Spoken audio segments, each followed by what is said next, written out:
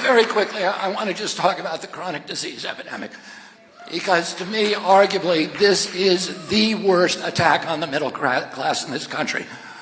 We have the worst healthcare system in the United States of America. What do I mean by that? I mean that we spend more on healthcare by far than any other country, and we have the worst health outcomes. We spend $4.3 trillion annually on health, $4.3 trillion, and about 84% of that goes to treating chronic disease. Now, why is that? Because America has the highest chronic disease burden in the world, and we didn't always. In 1940s, 50s, and 60s, we had a really healthy population. We had only 6% of our people, of our citizens or children, had chronic disease. By 1988, that became 12.8%, so it doubled. Today, by 2006, it was 54%. We have the sickest generation in American history. We have the sickest children on earth in this country. And by chronic disease, what do I mean? I mean obesity, but more importantly, neurological diseases, neurodevelopmental, ADD, ADHD, speech delay, language delay, tics, Tourette's syndrome, ASD, and autism.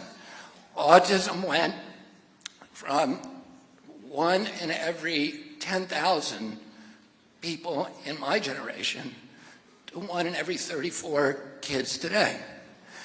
Now, one of the talking points that the industry and their crooked legislative or regulators will say is, oh, well, we just started noticing it for the first time. Missing autism is like missing a train wreck, so it's an absurd, but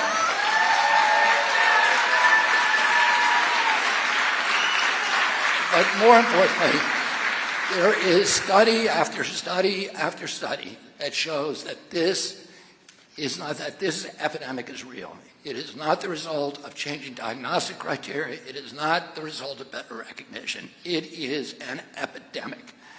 And it's common sense, because if it was changing diagnostic criteria, you'd see people my age with full-blown autism, 69 years old. I have never seen somebody my age with full-blown autism. I mean stimming, toe walking, head banging, non-verbal, non-toilet trained.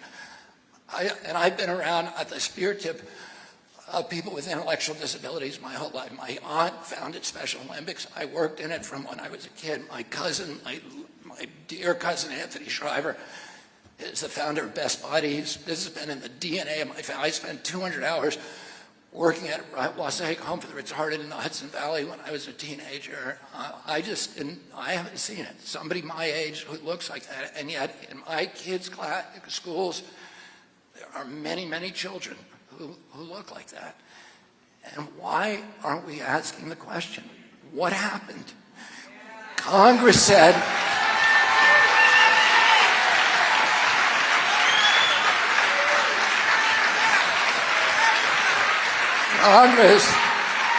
and by the way, there's a report that came out a couple of weeks ago that shows that the cost of autism alone to the American economy will be, just of caring for people as this group now ages, it will be $1 trillion a year by 2040.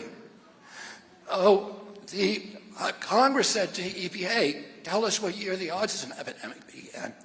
And EPA is a captive agency, but it's captive by the oil, coal, and pesticide industry, not by pharma.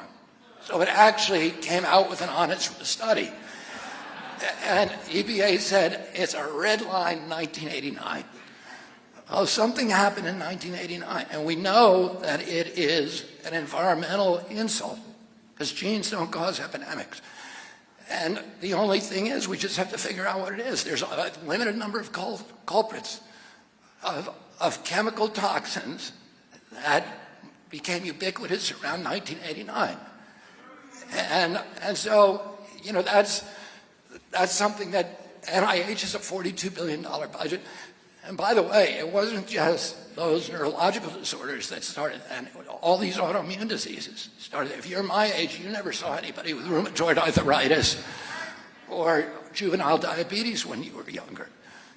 The allergic diseases, food allergies, peanut allergies, and eczema, anaphylaxis, which now are ubiquitous, are 27% of our school budgets are now going to special education. This is crippling to the middle class in this country.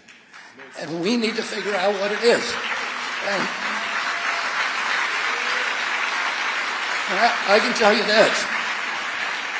When I am the President of the United States, I am going to end the chronic disease epidemic in this country.